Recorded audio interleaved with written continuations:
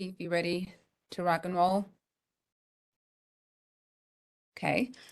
So good afternoon, everyone. It is 2:32 on Wednesday, June 14th, 2023, and I want to thank everyone for joining our virtual town hall this afternoon.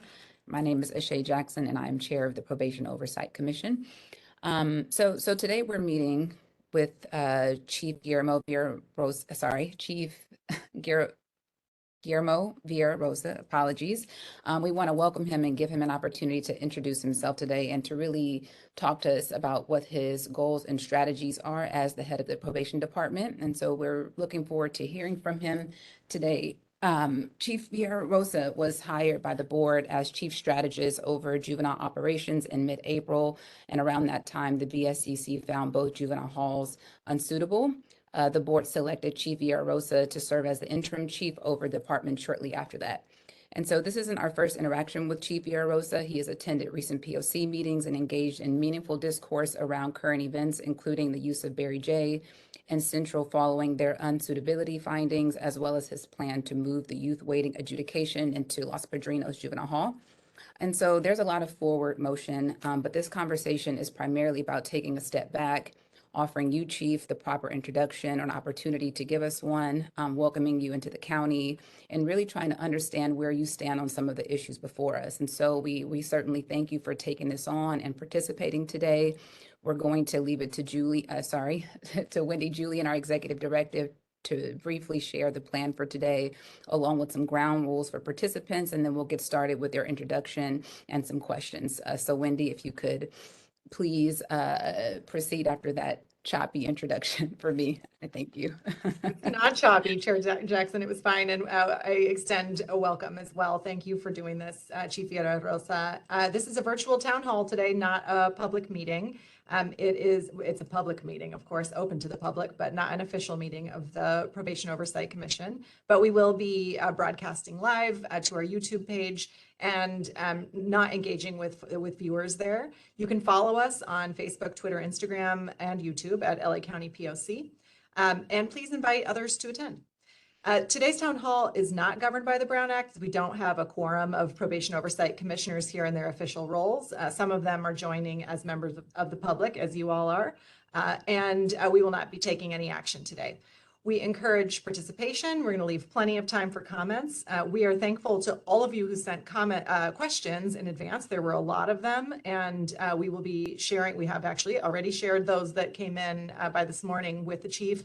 And some of them are similar to some of the questions I think you will hear today. And also, hopefully we can get some answers over the next few months to some of the other ones that we don't have time for. If you would like to submit a comment in writing, you're welcome to do so at info@poc.lacounty.gov. After the conversation between Chair Jackson and Chief Viera Rosa, we'll open the floor to public comments and questions. Given how many people are attending today, we're going to limit each commenter to 1 minute or 2 minutes if translation is required. But unlike the regular public meetings, if you have a question rather than a public comment, and especially if you could do it briefly, we will give the Chief or Chair Jackson the opportunity to answer if they wish. Una cordial bienvenida a personas que están con nosotros que prefieren hacer sus comentarios en español. Les daremos 2 minutos y podemos traducir al inglés. Nomás dígame que prefiere hacer su comentario y yo le traduzco, o puede proveer su propio traductor, pero gracias por estar con nosotros. We ask that you follow a few respectful communication guidelines during today's meeting to introduce yourself with your name, share your thoughts that belong to you, and be respectful of the time so as many people can speak as possible. Honor equity and participation, and practice grace and openness with each other. So with that, I will turn it back to you, Chair Jackson. Thanks so much, Wendy. Chief Viera Rosa, welcome, and thanks again for joining us today. Your background is obviously really impressive and kind of speaks for itself, but of course we'd like to hear it directly from you. So we'd like to give you a few moments to share some introductory remarks where you just sort of tell us about yourself and your background. Good afternoon. Thank you for the welcome. I really appreciate this opportunity. Much of what my work is in these few weeks and months in this position will be to actually hear from folks that are affected by the work that we do in probation. That's incredibly important to me. I take very seriously the comments and questions that are sent my way in order to inform how we can best move forward and actually provide better services to the youth and all the people that are affected by the decisions we make here. So it's just as valuable for me to hear from all of you. So I really encourage you to, if you have something on your mind, to please send it my way so that take it into consideration. Well, I don't want to take too much of our limited time focusing on myself or where I've come from, but I have 27 gone 28 years in a variety of agencies, most of it surrounding community corrections. So probation, pretrial, parole, and some other roles, including the Board of Prison Terms, where I sat as a deputy commissioner for some time. But what they've all had in common really is serving people that are in some part of the criminal justice system. Most of it a piece of providing services to try to reduce recidivism and see how we can interact so that folks have different opportunities and different environment to make different choices in their life.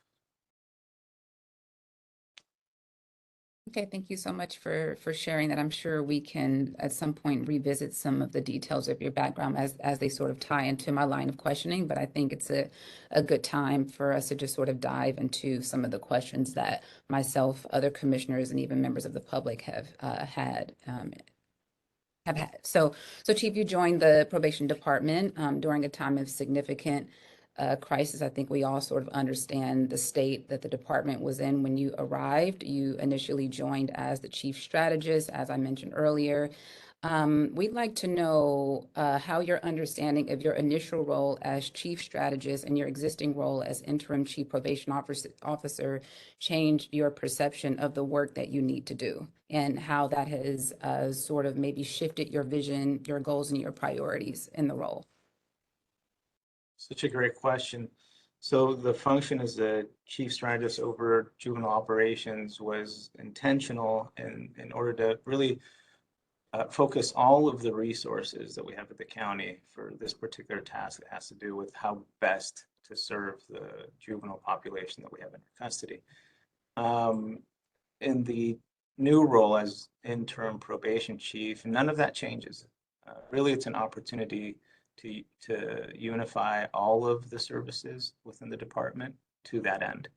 And so although there are other responsibilities with respect to the adult side and the community supervision services that we provide and a whole host of other services provided to the courts, for example, I think it's a strength really, because the role of the chief strategist and those responsibilities continue, but it'll allow us to, in a more uniform fashion or unified fashion, I should say, make sure that the entirety of the department is in line with what the efforts as we go forward. Okay. Could you maybe take a few moments to actually lay out what your goals and priorities are? And we can say for the next 90 days, just to make it manageable.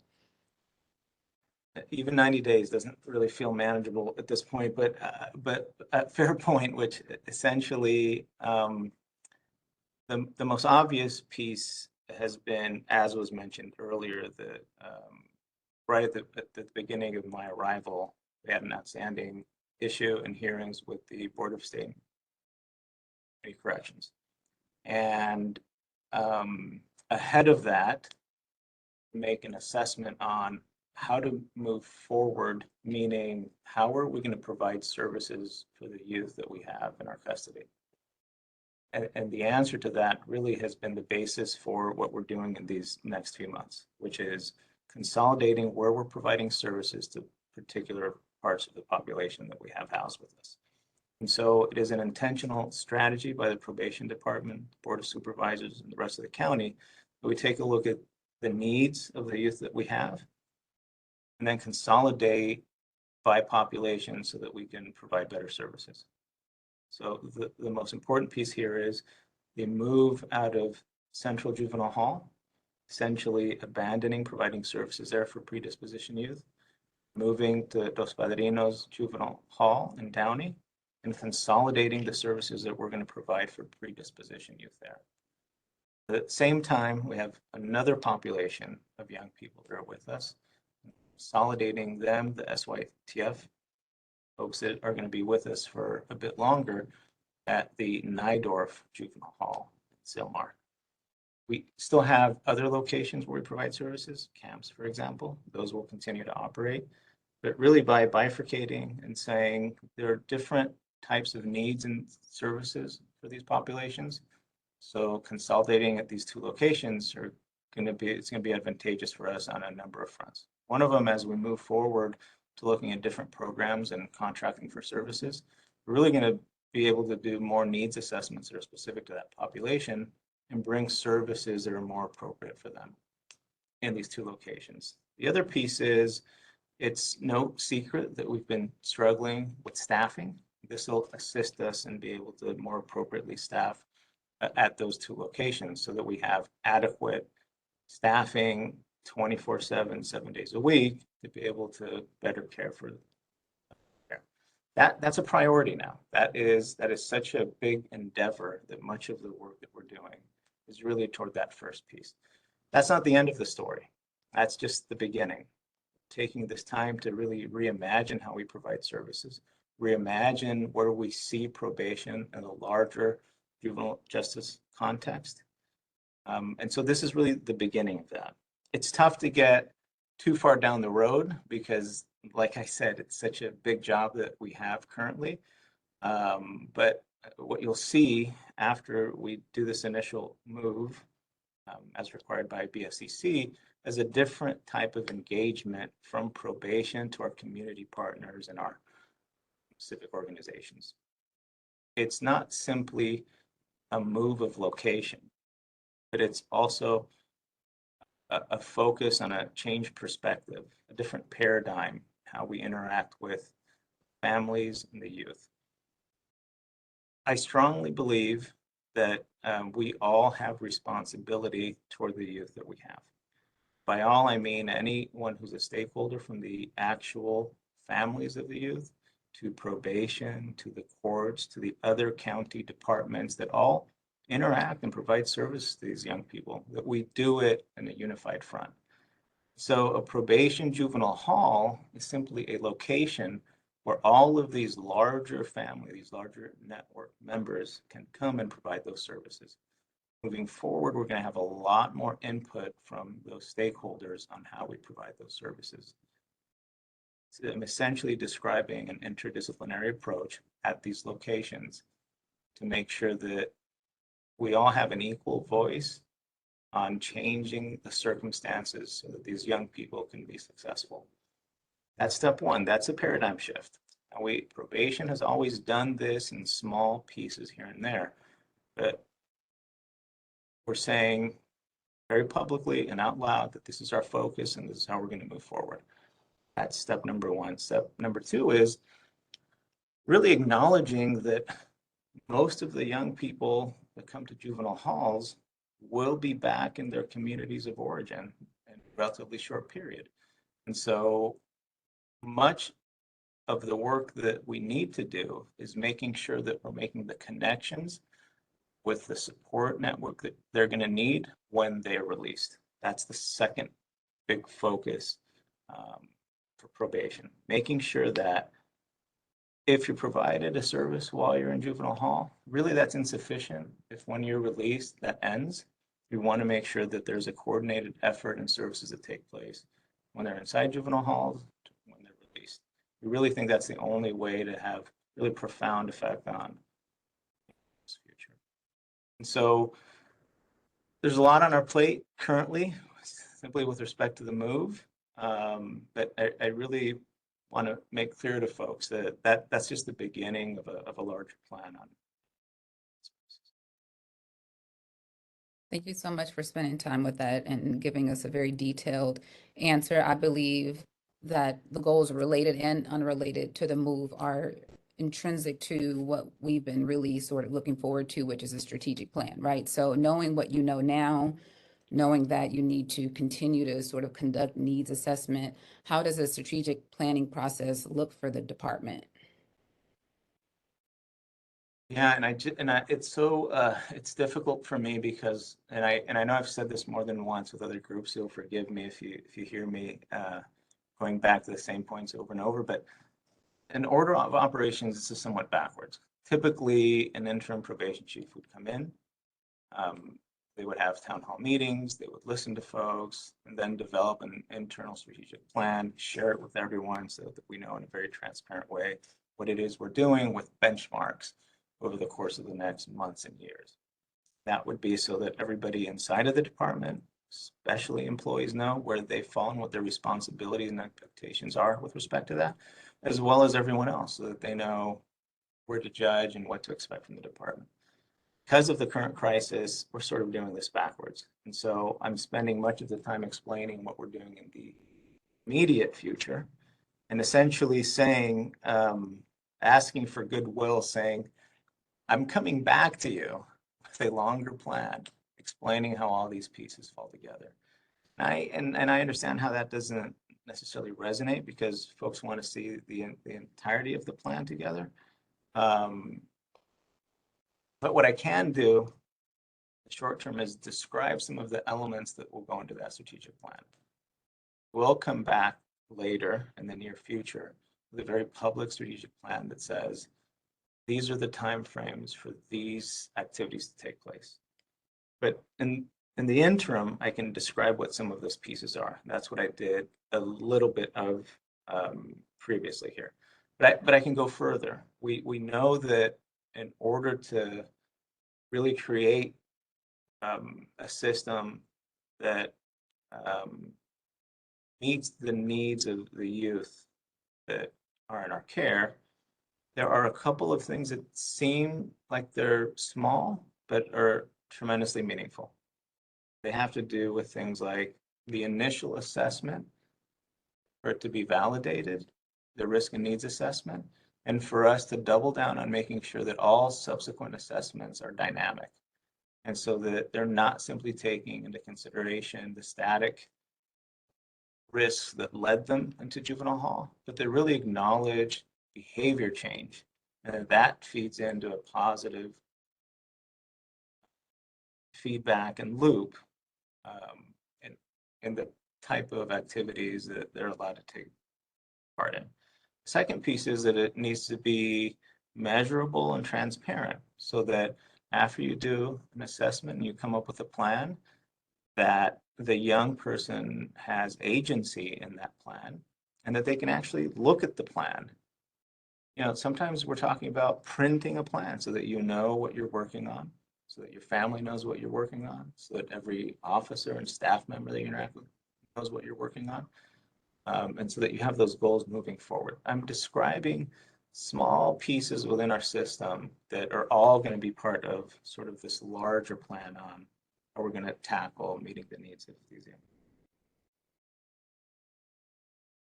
So, of course, in a perfect world, you would be able to begin your tenure with this listening tour and hopefully allow the feedback that you get from stakeholders to maybe shape the goals and priorities that you've shared here. But to what degree have you been able to listen to their needs, like in the sort of present time, and how are you using that to shape the strategic plan? Like, can you give us anything specific? Because we hear from staff members, we hear from different people who don't feel like their perspective has been accounted for. And if you could maybe just speak to, it sounds like you still need time to sort of hear from more people and you will revisit their ideas at some point. But I think that as we're going into this move and really sort of desperate for specificity, we'd like to know what you've already done to hear from them and to validate their perspective and how things should move from here. Yeah, this is an example of it. So where possible, I am continuously meeting with different groups from the unions to meeting with leadership groups, leadership training groups, to actually line staff, meeting with county partners. I consider all of these valuable input.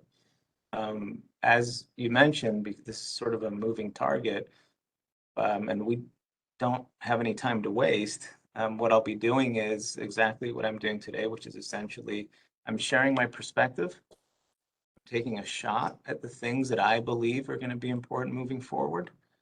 Let that sit with folks, see if it resonates or not, and then receive feedback on whether it's either missing the mark, they really understand why and the purpose for it, and share what missing elements there may be. The good news is that for us to have a really healthy probation system, this is going to be ongoing. So it's not simply coming in, initially receiving feedback, and then it's a one and done.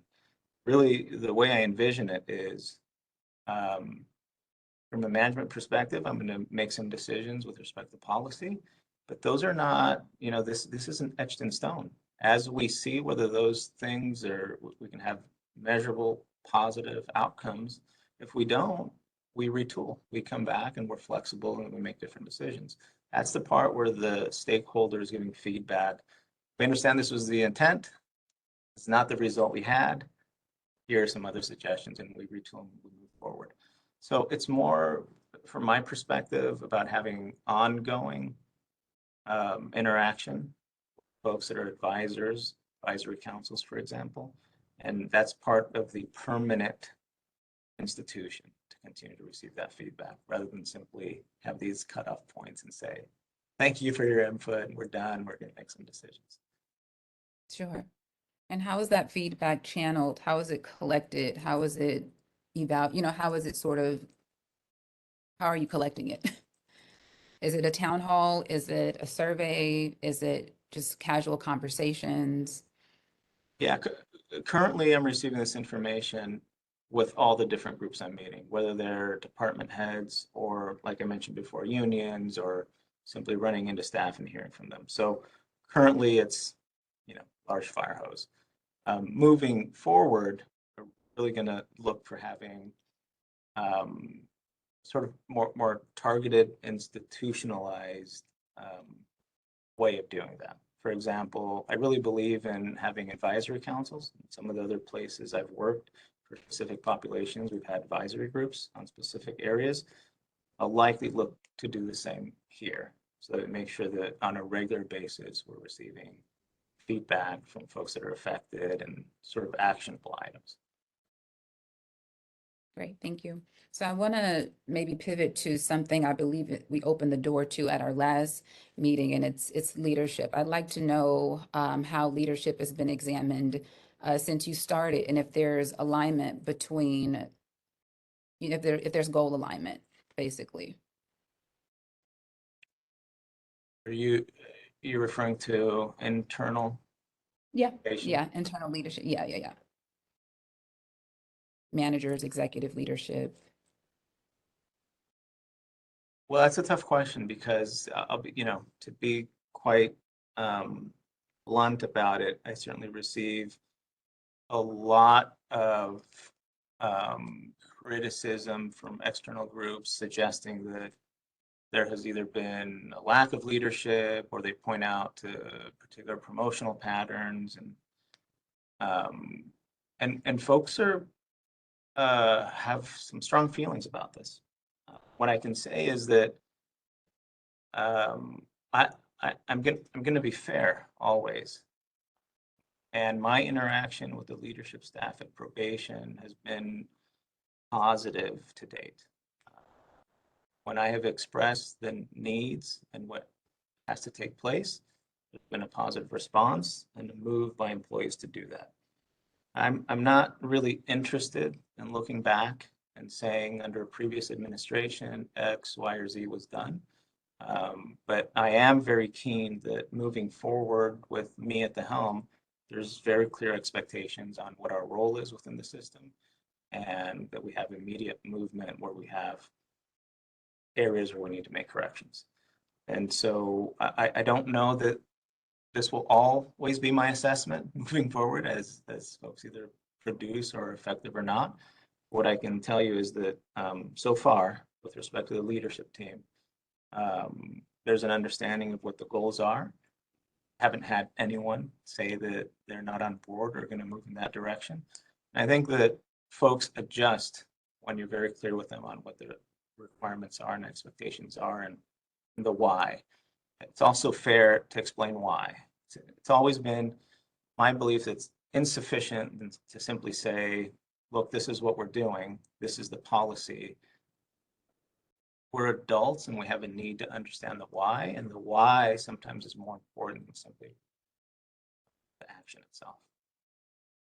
Can you delve more deeply into the expectations that you have set for your team or that you have discussed? And alternatively, can you talk about any areas of correction that you've identified so far within the leadership team? I think it falls in line with a bit of what I've already mentioned. We have a perspective that says probation is an outward-looking institution where we welcome participation from other departments, nonprofit entities. And so that's a very clear expectation from my part, which is we're not going to be isolationists. We don't believe that this is work we can do on our own, and that we respect collaboration of these other departments and entities, even if we, and maybe especially if we don't necessarily agree on every issue, that we value their perspective, we value that they have something different to offer than we do. That's an expectation that I have of every employee, especially management, which may be different than what has. We're not in the business of competing with other folks. Quite the opposite. Changing lives is one of the most difficult things that anybody can undertake. We certainly aren't going to do that in isolation strategy. And what about those areas of correction? It seems that maybe in the time that you've been in this position, you probably have been able to identify, irrespective of external input and perspective, maybe changes that could be made to improve, leadership within the department. Yeah, I'm really focused on process to get us to those goals and things that we can measure. If we're talking about coming back and doing assessments of individuals and their positions and their roles, whether they're effective or not, that's an ongoing process, and we follow civil service process. But it's particularly important that we model with employees the same belief systems that we say do for those that are in our care. So we really want everybody to be successful, every employee to be successful. We have to give them the tools and the opportunity to be successful. I certainly don't come onto the job with a perspective that, oh, I'm going to find the people that aren't performing well. And that's just never how I've done business. It's quite the opposite. I'm looking to create an environment for people to be successful and perhaps do even more and better than they otherwise would have if been here and put in that direction. So that's not to say I'm easy to work for. Be very demanding and really expect folks to give their all to this job when they go into a profession that is really about human services and affecting the lives of others. That's a heavy lift and a heavy burden. So we expect a lot from our folks.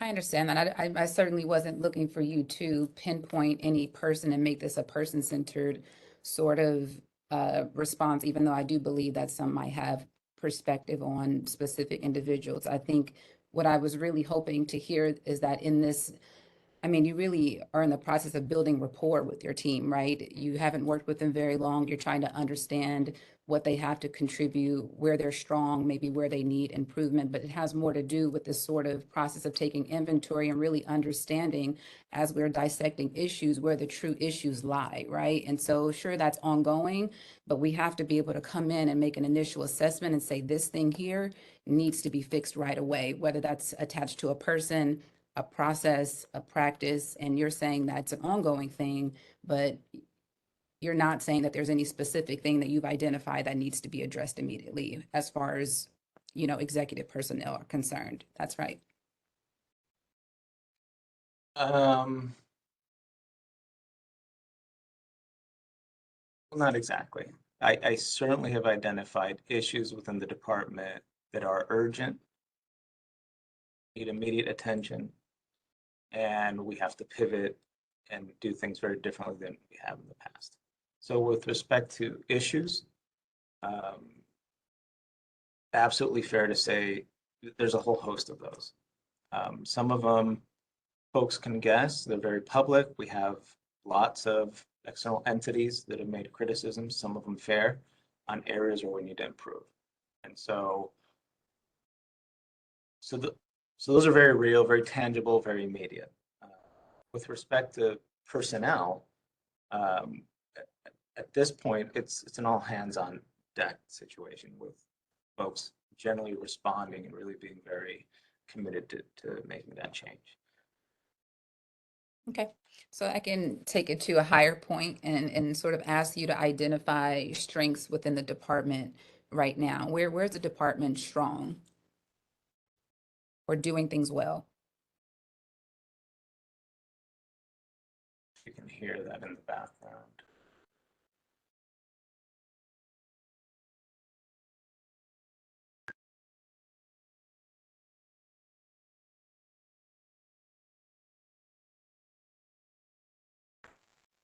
Just want to give a second for the sirens to go by and not drown out. You know, one of the most impressive things, probation in general, but this department in particular, it has some real strengths. Because LA County probation is so large and has such deep history, there is really some deep subject matter expertise and experience within the department. Now, it's my job moving forward to really create process that allows for that to rise to the top. There is collectively so much experience and such a variety of experience, subject matter expertise in areas within this department that would not be well served if I don't find a process to really bring those people in, part of the solution here. For almost any area that we choose, we have staff within this department that have deep understanding, experience, and much better suggestions that I could ever come up with.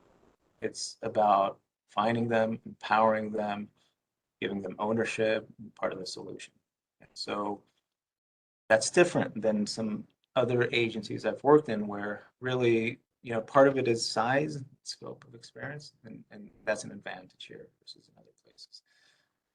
Again, like I said, the challenge is really finding the folks and empowering them to really engage them in that.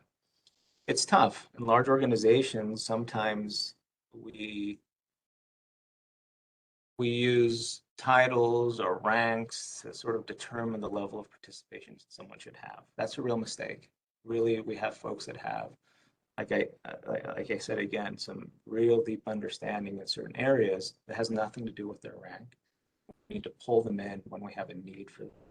So that's really an area that I have to focus on where I haven't been able to spend enough time. But whenever I meet with a group of our probation folks, inevitably always find that there's this gem of someone. That's one strength. The other is,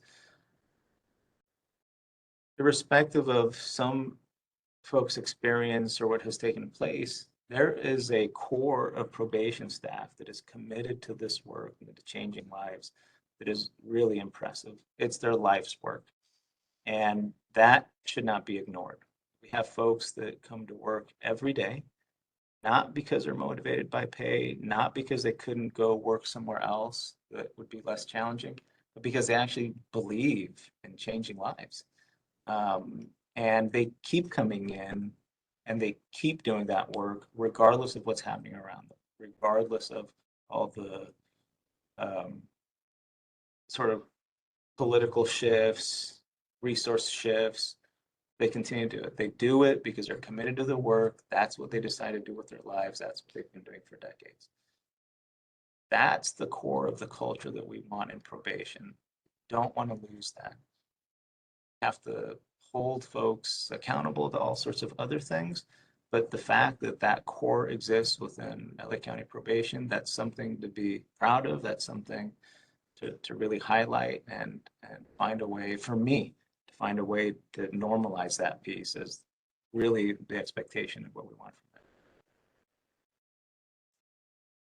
So can you give us an example of a staff member that has subject matter expertise that could positively contribute to some existing effort you have underway?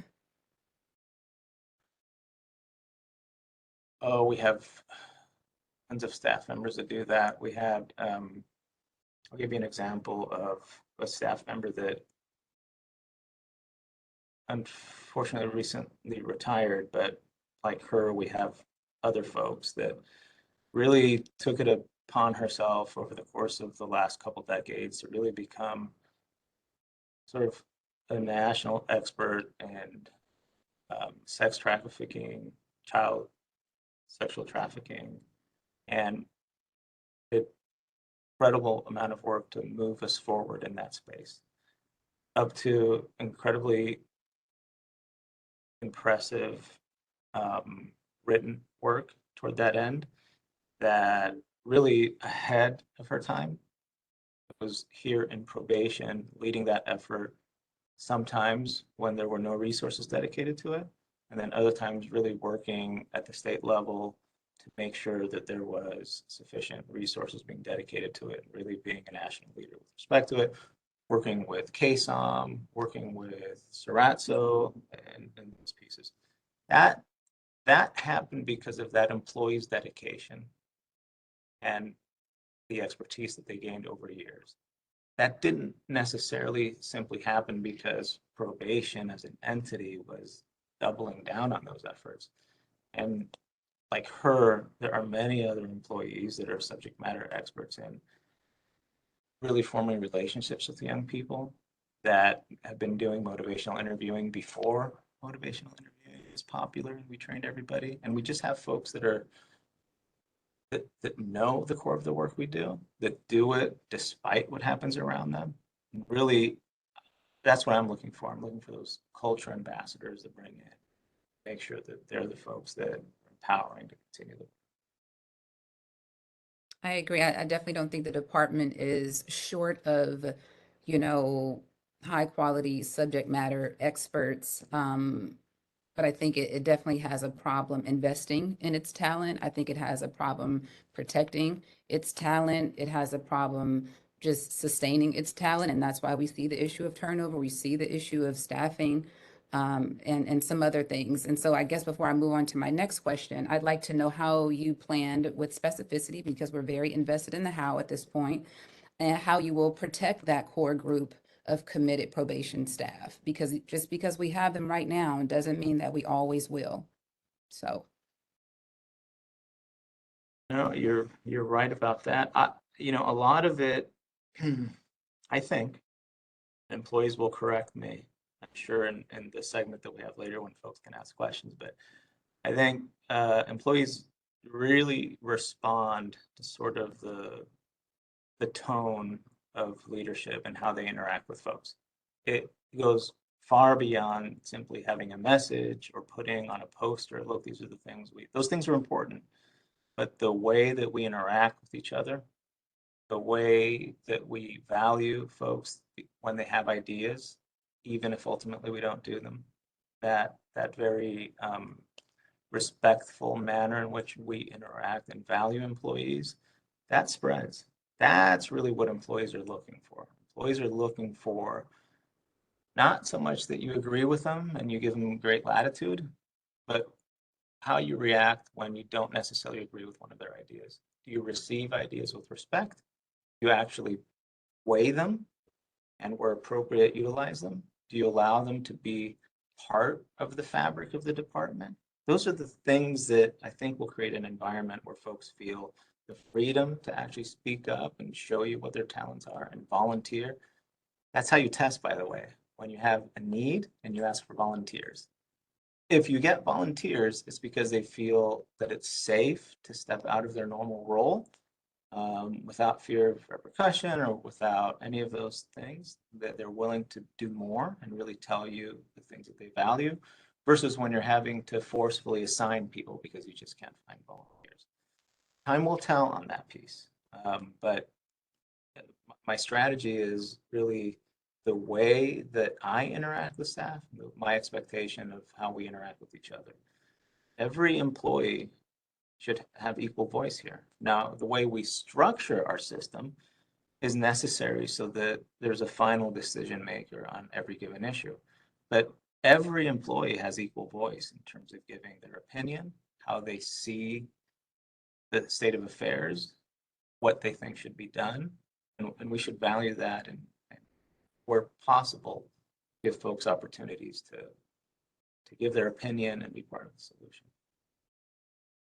Sure. I certainly anticipate coming back to the issue of how you will sort of protect this core staff membership at some point to really figure out how we'll reinvest in them. But to move on to the next question concerning data, I'd like to know, because we know that one of the biggest challenges the POC has faced in conducting oversight the past year has been the lack of data. The department has explained that their systems are antiquated and that there's really not a culture of collecting and sharing data and outcomes. But we all know that this is really, really key information that's needed to, see the change that we'd like to see, right? It's the analytics that we need in order to make decisions and all that stuff. So what are your views about the value of data and the outcomes-based decision-making that I'm sort of alluding to, and how can we work together to fix this issue, basically? I'm not sure yet how we're going to fix this. Staff are not exaggerating when they say that we have antiquated systems that at their best are insufficient to collect the information that we need for decision making, and at its worst really skew some of the facts and the data. So I'm not prepared at this time to put forward what our proposal is, but what I can tell you is that it is likely that we will need a significant investment so that that initial component, which is the data collection piece, is sort of credible in terms of the inputs, so that then we can inform decision making and really provide a system that is actionable. That's not to say that we're not currently invested in it and that we don't have tremendous work being done by folks in the department dedicated specifically to that. We do have items that we currently collect and we can utilize for performance management and those pieces. But I don't want to, I certainly am not going to diminish the perspective that you've heard that essentially says, look, we have very antiquated systems. Some of it has been sort of deferred maintenance, and it is likely that there will have to be a large scale project here to really get us to where we need to be, so that we can have actionable bits of data that are informing leadership. This is an important piece to me. So simply sort of deferring, saying that, look, I don't have the plan to share, doesn't mean it's not important to me. In one of my prior roles, I was the head of research and created a risk assessment unit. So it's important to me. I've lived in that world, in that space, which is one of the reasons why I want to be very careful before presenting a plan here. But I can tell you, we do have antiquated systems, and it is going to take, it's probably going to be a very heavy lift here to get us where we need. Yeah, I mean, data is not just important, it's critically important. And I would even argue that you need the data to base the plans on, you know what I mean? So if we don't have a lot of this really important information, I would say that it is hard to maybe build plans that are specific to what we are observing in the numbers. But if you don't know how to fix it, my question is, when do you think you will know? And I know that it's going to take time, but is this a 2024 resolution? Is it beyond that? Is it sooner than that? I don't want to leave anybody with the wrong impression that because we have antiquated systems and there's probably going to be a large scale investment ask in the future, that we don't move forward with what we have. We have folks that on a daily basis are really collecting information to spot patterns, to make quality assessment recommendations, and all of that. Because of my perspective, having run sort of a very large Office of Research operation, I know the scale of these things, and really to have fidelity and data collection and create a data lake or a data lagoon from which you can pull. Those are projects that take 5-10 years. I mean, these are not things that are turned around in 1 or 2. But we have, luckily, other strategies to help inform what we do while we get better data. So we know of best practices. We know of things that other entities sort of measure these type of activities tend to have these type of results, right? So what you really do is you lean on that knowledge when you're doing things like deciding what type of services to contract for. The data piece is the part where you have to come in and see if, in fact, we can say that specifically in our system, this activity, for example, this programming, has this type of effect. So then we can decide if that's something where we want to continue with, or if we need to make changes, or it's appropriate for another population. That's where we ultimately want to be. That's how we want to do business. In the interim, you go on best practices because it's been proven to work somewhere else. Well, I think it's the collection piece, but I'm also speaking to the sharing piece, right? Because the POC has outstanding data requests, and it's really about how the existing data is used and shared. And that's part of the question around how we can fix this issue of us having if the information that we need to effectively oversee the department. Yeah, Is no, this I the mean, first time? I'm sorry, say that again. No, I'm just wondering if this is the first time that you've heard about our data requests. No, yeah, it's not. And so we're working on, I want to make sure that for the time that I'm here, that the data that is shared with you, I'm personally attesting to how accurate it is, and that in fact it's measuring what it's supposed to be measuring. And so you're entitled to get the information that we have collected. We will continue to strive to have ongoing data collection in a way that makes sense for people. Let me describe ultimately what the system should be and what I've done somewhere else, where when you collect data in a manner that upfront, you know, is high quality, then the best and the most transparent way to do it is to post it on whether downloadable format for anybody to be able to utilize it and sort through it and sift in a way that doesn't need to involve you. That's the ultimate goal. The ultimate goal is that you post, people can utilize at will, and sometimes you get incredible feedback on some of it in ways that you hadn't even analyzed it. As an interim piece, because we know the responsibilities we have to POC, we're going to put lots of effort in being able to provide the information that we can in a timely way. And I'm concerned with the quality of that data. That's all I'm pointing out, to make sure that just simply providing data is insufficient. That really, whatever goes to you is going sort of my signature that in fact that's accurate information. So it's a challenge. It's a current challenge that we have, but you're not being ignored on this issue. Been very clear on the need for it so that you can do your job as well as this POC. Sure. So this is more of a question of the reliability and the sort of validity of the data that's being shared with us. So yeah, that's something that we can revisit at a later time too, just to make sure that we're able to do our jobs, right?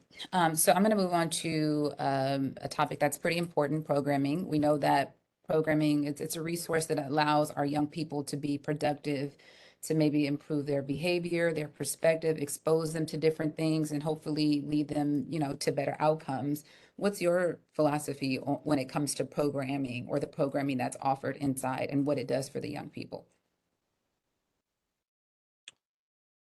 Well, I've given you an advance of one so foundational piece for me, which is to make sure that it's the appropriate programming for the needs of the individual. So we know that some of that is based on, we can say on specific type of population, but ultimately this has to do with individual risk and needs assessments, where that person is, and making sure that we have something that provides them. In the industry, people focus on quantity of programming and services provided, really missing the appropriateness of it and the fidelity to the principles of the program itself. I always have to worry about that because it is not true that some programming is better than no programming. That's not true. We know that some programming is counterproductive depending on the needs of the individual and the type of programming. Second is then we move to make certain conclusions that say this type of programming does or doesn't have an effect without taking into account the quality of the programming and the instructor involved. We know that that has a tremendous effect. So it's starting with the assessment of the individual needs, matching the right person to the right program, and then making sure that's the fidelity of the program components, the instructors, and how that's delivered.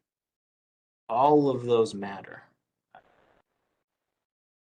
And moving forward, sort of my perspective on how to approach this. And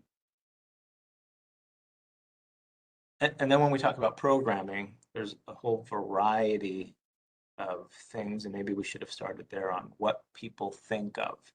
They say programming. It's sort of a general term in which sometimes we throw things in there that have to do with therapeutic programming versus things that are important, but that have to do with creation and personal development and education and all that.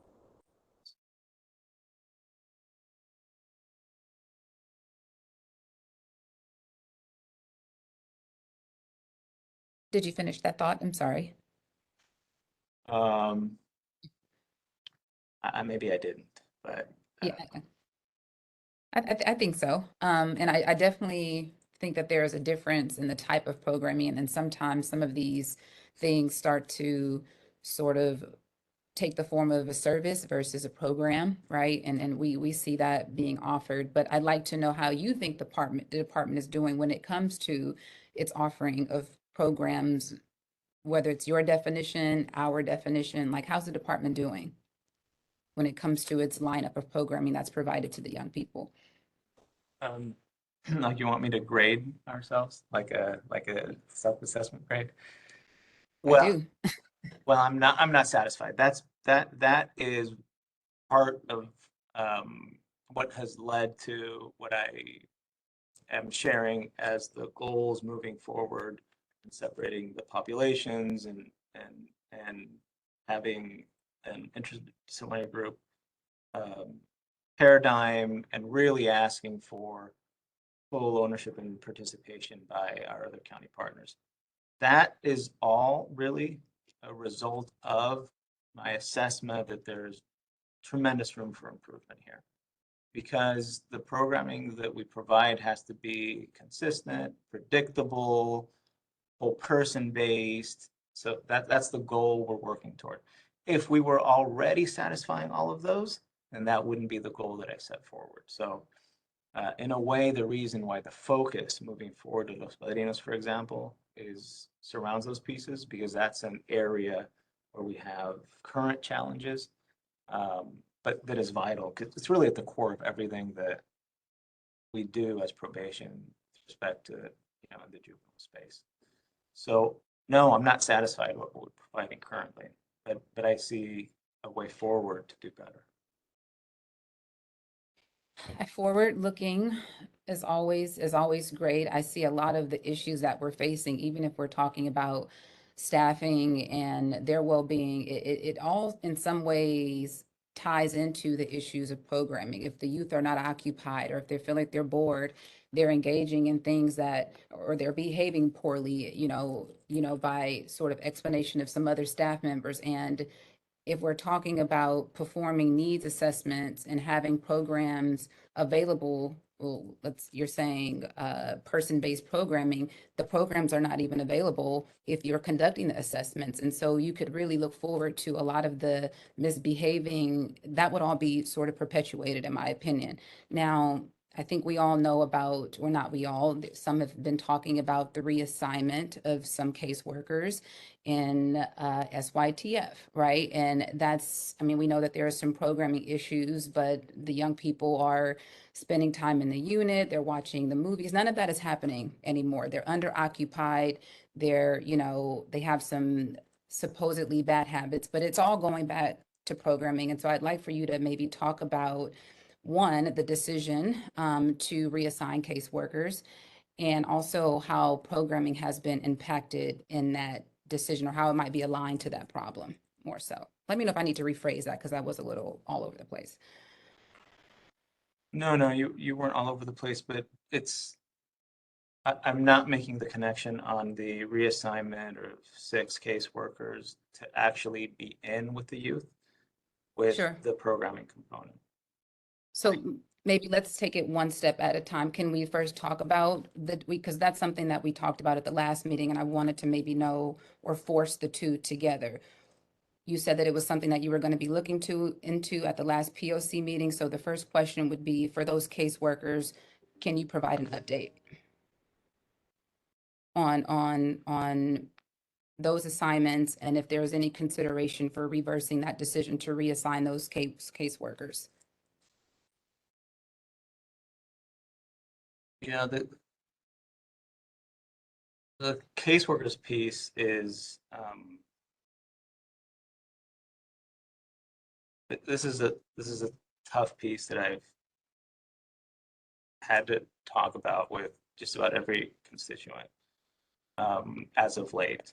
And really, I'm getting to the point where I believe our employees that are the caseworkers are really doing a disservice here and taking valuable time for what we're trying to do in this system for personal gain. And I really am at the point where I don't appreciate it.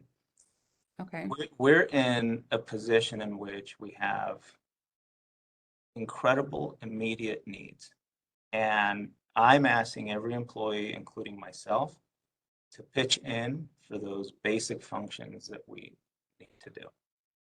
And individuals have different perspectives on their specific assignments. And I'm always open to reconsider and take a look at the facts as presented by one party versus another. But what I can say is that this issue of asking employees to serve the same population here versus there is now getting to the point where I think has been completely out of proportion, and there's far too much energy being spent on this versus the rest of the system. Caseworkers are an important part of what we do, and the services that we provide to the courts with respect to that is a non-negotiable. Where we've had to make adjustments to make sure that we don't have missed court dates or hearings, which was never the intent, I'm going to continue to do that. So I've met with the chief deputies on this issue, they've committed to making sure that additional resources come behind them, we do that portion. With respect to actually being in the units with YTF youth, we're going to ask employees during this period while we are making changes to make sure that we have sufficient staff on the unit for them to be there with the folks that they provide services to anyway and do part of that programming. I don't see the relationship between that and the programs that we provide to the population as a whole, nor did that move impede any of that. With respect to, go ahead. No, actually laying it out that way, I do agree. And I also understand that I was trying to force the two. And maybe it's because of what I'm hearing is that this population feels especially underserviced right now. And if it's because of the programming issue, if it's because they have these great relationships with their caseworkers and they feel like they've been reassigned, they're not, their needs are not being, their basic needs are not being met in their opinion. And so that's probably where the connection comes from. How do we better support SYTF youth day to day from a casework perspective, from a programming perspective? How do we do it? Yeah, and the absolute fair part of this was once again a misstep on actually communicating with both the youth and the employees, and like I mentioned before, the reasons why we need to do this right now, and then getting some better ideas from them on the implementation piece. Working so fast, we have so many things that when you miss that, you sort of lose perspective on the whole move. These folks are still with the same population, SYTF, and so we want them to be committed to this population. We want them to be there and do this component of it. And there is no doubt in my mind, and I think it's clear to everyone else that as a strategy, we are underserving in terms of making sure that our youth every single day have a sufficient number of pro-social activities that they're engaged in. This is important, or should be important, to everybody, irrespective of what position you take ideologically, because it serves two things. One, if your number one objective is the well-being of the young person, then certainly having them engaged in activities and work that is meaningful to them is a strategy that is needed for their development. If you are worried about the safety of officers and the staff, having youth engaged is a security strategy. We know that having them engaged in activities that make them feel good, keep them intellectually occupied, we know that that has an effect on lower incidents of violence, for example. So regardless of where you stand on this, we sort of have a common interest in making sure that this takes place. And on a daily basis, for example, I'm engaging my administrative staff and reassigning people to make sure that moving forward, as an example, to get to specifics, kids get to school every single day. So as of recently, I get a report every single day on what we're doing to make sure they get to school. That's a commitment that we have. It's a right moving forward. We could expect that from every one of these areas as we move forward. As we deal with the staffing crisis and we're able to make some significant changes there, then the focus continues to be on how meaningful is the activity that we have for the young people, day in and day out. Thank you so much for taking the time to answer those questions. I think in the interest of managing time and seeing that Wendy has turned on her video, it's time to move on to questions. Yeah, I'm taking it as that. And so I do have a couple more questions, but I'd like to leave it to Wendy. Yes. See, I'm paying attention here. So yeah, I'll leave it to Wendy to open the floor to attendees to raise any questions or concerns that they have. And Wendy, please facilitate that for us. Yes, thank you. I'm actually sorry to interrupt the conversation. It's nice to hear your minds at work. And thank you, Chief. That was really a refreshing time of your answering those questions. And I know we have lots of people on the call who are members of the public and your staff who are interested in asking questions. So if you want to get in the queue, click on the raise your hand function, which is the little hand button at the bottom of your screen. If you're dialing in on the phone, you dial *6. That I just made that up. Don't dial *6. Dial *3 on your phone. You're going to dial *6 to unmute after we call on you. And we will begin with public comments. So please raise your hand and dial *3 to put yourself in the queue.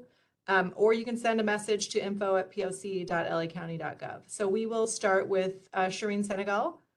Shireen, we're going to, yes? Can you let everyone know that we're now doing 1 minute if we Yes, didn't 1 already? minute. 1 minute unless you need translation, and then it's 2 minutes. So we'll start with Shireen, and you are unmuted. Thank you so much. Good afternoon, Chief. Good to see you again, and thank you, Commissioner Jackson. Great questions.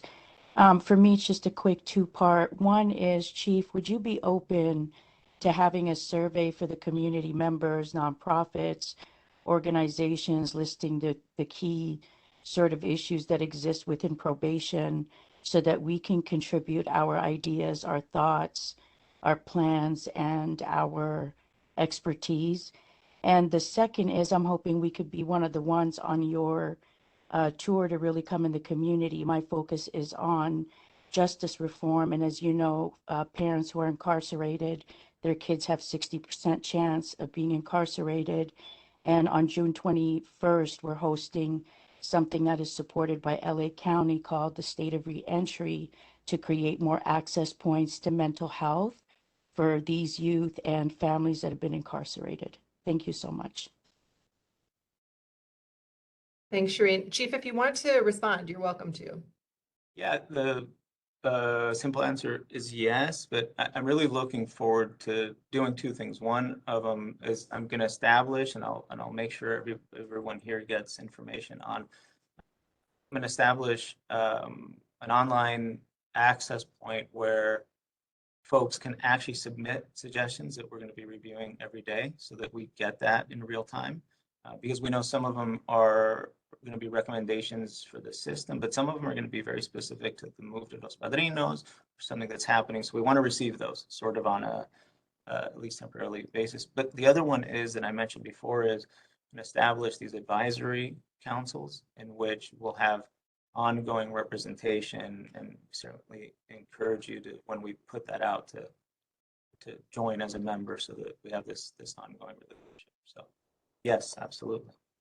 Thank you. Maria, sorry, I'd go like ahead. to ask, just before we move on to Maria, I'd like to sort of offer, Chief, if you want the POC, if you want me as chair to be involved in any of the listening piece, whether we are helping sort of establish strategy or execute anything, we'd be more than happy to collaborate with you on that. I'd actually love that. So. Agreed. Thank you. Yeah, we will. Okay, Maria de Lira, we're going to unmute you.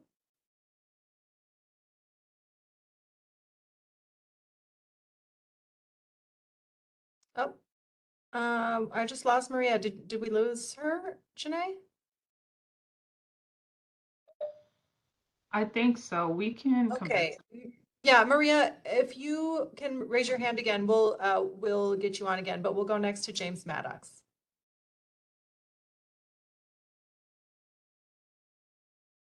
James, you can begin.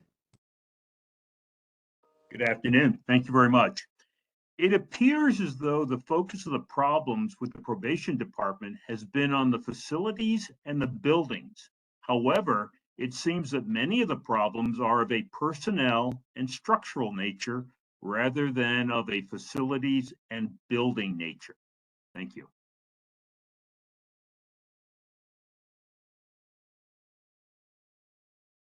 Thank you. We'll go next to Eric.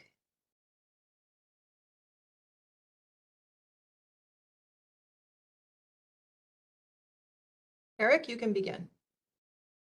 Hola, buenas tardes.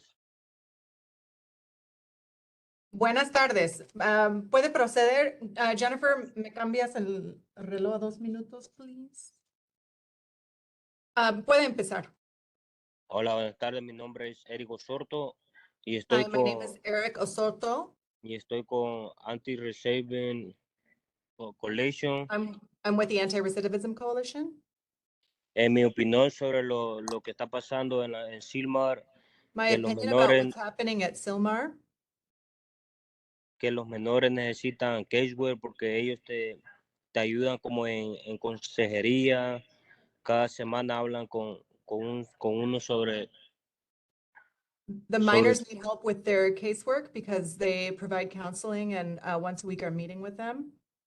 sobre tus sentimientos, cómo te sientes y te dan consejos. Talking about your feelings, how you're feeling, they give you advice. Igual ayudan como a comunicarse con la familia como por videollamada. They help you to Y, be able to communicate with your family, to be able to ask for phone calls. y en mi opinión, pues los menores de Silmar, ellos necesitan personas así para que tengan mejores programas y al And in my igual, opinion, the people at Silmar, they need help with people to get those kind of programs. igual como yo, en mi experiencia, Just like me and my experience.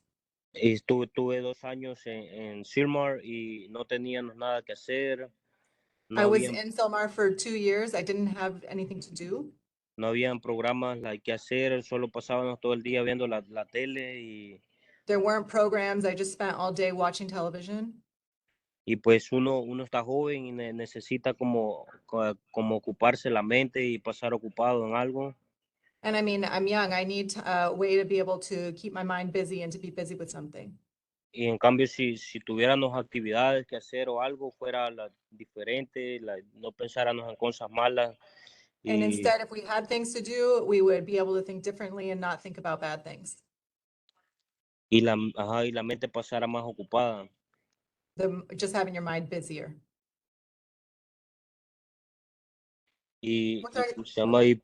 Y por eso es que necesitamos los casework, porque ellos los ayudan como a uno pensar mejor, como por ejemplo mi casework era Valles y él me ayudó mucho, él iba a hablar conmigo cada semana, él me aconsejaba y me That's why ayudaba a we need hacer the bien. caseworkers, because they helped me. My caseworker was Valles, and he would come and talk to me every week. Muchas gracias, Eric. Ya se acabó su tiempo. Gracias. We'll go next to Akuyoe Graham.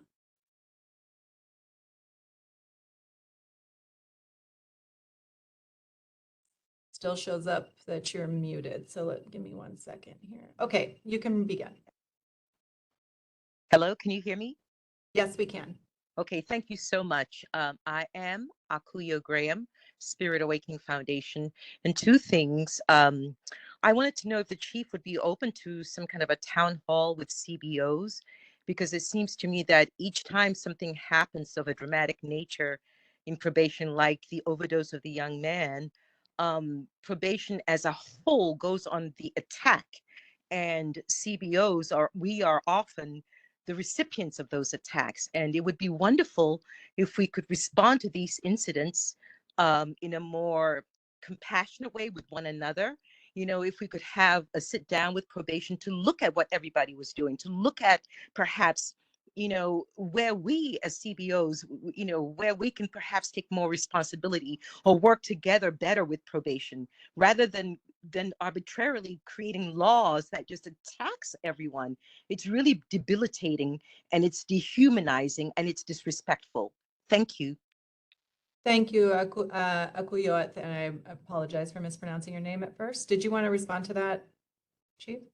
Yes, I am open to that. I think it's a great idea. And no, I don't. I would hate for anybody to think that probation or I are on the attack or quite the contrary. And so, yes, let's find a way to do that. I would add that I know Akuyo personally. I know that she is over an exceptional program that I know that young people would benefit from. And it's no question that we should and will, and I think this is something we should probably co-facilitate a town hall where we're hearing from the CBOs and what they have to offer. So thank you, Akuyo, for coming to comment today. Yeah. And thank you, Chief, for being open to that. Yeah, thanks for saying that, Chair Jackson. I don't know if you're aware, Chief, but the Probation Oversight Commission actually provided some town halls for employees only that have a similar structure to what was just recommended. So we certainly could do that if that's something that would be helpful in terms of just using our organizing leverage, so let us know. We will go next to Oscar Alexis Mejia. Hi, my name is Oscar Mejia. Currently, do you guys hear me? Yes. I'm currently in Amity. I just got released out of prison, and being here at Amity, I was given the opportunity to mentor individuals that are getting out of DJJ and out of actually the probation system. And they sent about 8 of them, and I created these introspective groups for them and started facilitating. Some things that I've learned is that these young men do not understand about crime impact. They don't understand emotional intelligence. They don't understand the harm that they have caused. So we're throwing them out here, and obviously there's a huge red flag that something's going on in there. And I believe that, Chief, you're in the right place. And We lost you, Oscar. start partnering up. I'm sorry. Hello. We lost you for a minute. I'm- You can go ahead and go a few seconds over your timer because we lost you for a second. You said that the chief was here in the right place, and then we lost you. Yeah, and I encourage you to continue partnering up with like these nonprofits, because obviously, as you said, it's not a competition, it's not a challenge. We got to work as a one community.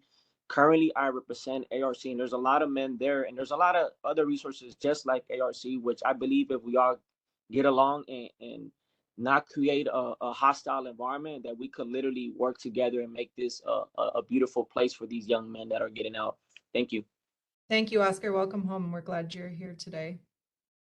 Chief, Next up, can I ask really quickly, if I could, Wendy, Chief, are you aware of any programming that focuses on crime impact or victim awareness for the young people in there? Does that exist? Has it existed?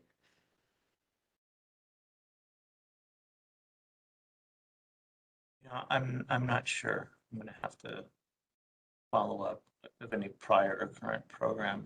Look at the inventory. It's a good question.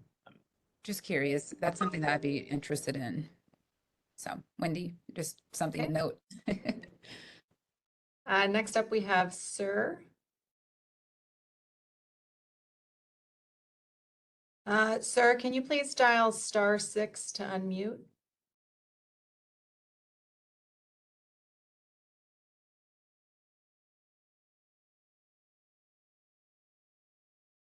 One, two, can you hear me now? There we go. Yes, thank you. Thank you. Yes, my name is Sir James Bailey. My question is, in November of 2020, the Los Angeles Board of Supervisors passed a resolution to phase out probation's oversight of young people by the year 2025. I love what I'm hearing from my brothers at ARC, like YJC and Layup, all the organizations in Layup. Curious on how your work, how your job leads to that. Helps the probation officers, helps the CBOs, if there's any planning towards the goal in 2025. Thank you. Chief, did you want to address that?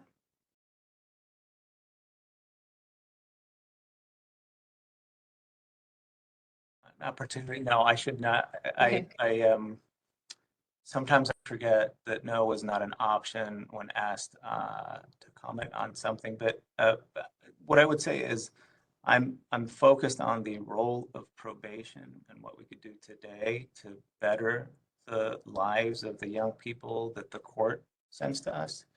So with respect to the larger questions on where juvenile justice will be in a few years, I know that there's immediate work to do and that it's not working against such a goal. But in the reality that today and for the foreseeable future, there is a role of probation to serve, to really be the place where we collect services for these young people without extending the period that they're within the system, and really working to do the opposite, to make sure that we're creating the opportunities for them to exit the criminal justice system and not return. And so that's where my focus is, and I don't think it's in conflict with those resolutions. Thank you. So we don't have anyone else with their hands raised. So Chair Jackson, with your approval, I'll go to some of the written submitted questions, if that's okay. Yeah. Chief, we've heard many questions at probation oversight commissions about commission meetings about staff safety. Can you talk about how you and your team hopes to address staff safety, in particular in the juvenile facilities? Yeah, I really wish there was a single thing that we could do that would solve the issue, but really, from my perspective, it's a collection of changes that together are going to improve the system. So one of them is, I've mentioned, to address staffing. You need enough staff to be able to provide services, and for officers and for youth and for all the visitors to feel safe. We're getting there in terms of the change of location. We had a comment earlier that said, look, this isn't simply a facility issue. That's true. Facilities was part of the problem, but not the entire problem. And really, staffing is a required component to have a safe environment. By moving and consolidating into places, we're going to be more efficient in terms of the number of staff we have. There are a number of other things that we're doing in conjunction with the union to make sure that, to the extent possible, staff are where they prefer to be. We think that that's going to increase the amount of staff that come to work and their buy-in. In addition to that, earlier in the month, I put out a notice that I'm going to focus on 2 trainings moving forward in the next fiscal year. One's going to focus on really making sure that we train our officers, we provide them an opportunity to have de-escalation skills and have that sort of as an ongoing component so that they feel competent. The other one is with making sure that we have ongoing and quarterly training for how to safely respond to aggressive or resistant behavior so that officers feel empowered to know how to do that in the safest way possible. The other component is, I mentioned before, that making sure that we have activities for young people is a security strategy. We do it for all these other reasons, but actually making sure they're engaged in activity that they find meaningful personally is, in fact, a safety and security strategy. There are other things like making sure that we have smaller living communities. We may have a juvenile hall that's fairly large, but if we break those into smaller sort of living units, we know that that is positive and it helps sort of with the safety and security in that type of environment. And so we think it's all of these things combined that are really going to help change sort of the environment and the tone and make everybody that's on that juvenile campus feel safer. Thank you. There are also a number of questions that were submitted that are around the lines of promotions and retention, staff morale, and around those issues. The questions basically say things like, how are you going to promote staff that have been skipped over for promotions? How are you going to handle hiring and promotions in the probation department? I know also our partners at the Office of Inspector General have asked some questions about the discipline process. So I think maybe if you could just answer more broadly your thoughts and experience in other places about personnel practices and how you can bring those best practices to LA County. Yeah, I mean, we have established civil service rules on we have examinations and we have lists and we have that piece of it. But in my experience, the things that really create a pool of best prepared people to take on those roles really revolve around a couple of things. One of them is making sure that everybody gets access to the type of experiences and training that prepares them for the next piece. It's really tough for people to make self-assessments on whether they're the best candidate. We're usually not the best judge of that, and that's why we leave that to the panel and the test. But what we can do is make sure that people are on a level playing field for the experiences and the training to then prepare them to go to the next level. So it has to be an investment in staff to do that. And some of those are leadership classes, some of them are specific skills, some of them are experiences, and it has to do more with transfers and opportunities.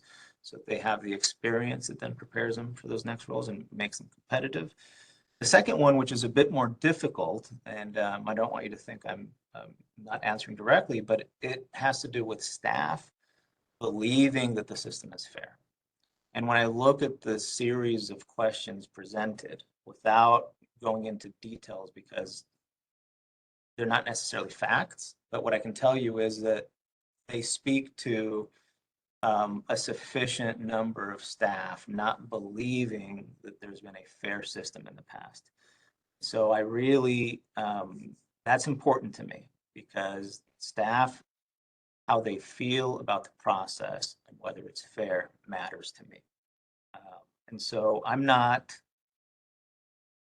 tied to doing or not doing things that'll sort of help raise people's feeling toward that. And I look forward to hearing what I really want to hear from folks is sometimes folks give you a list of injustices that they perceive that have occurred.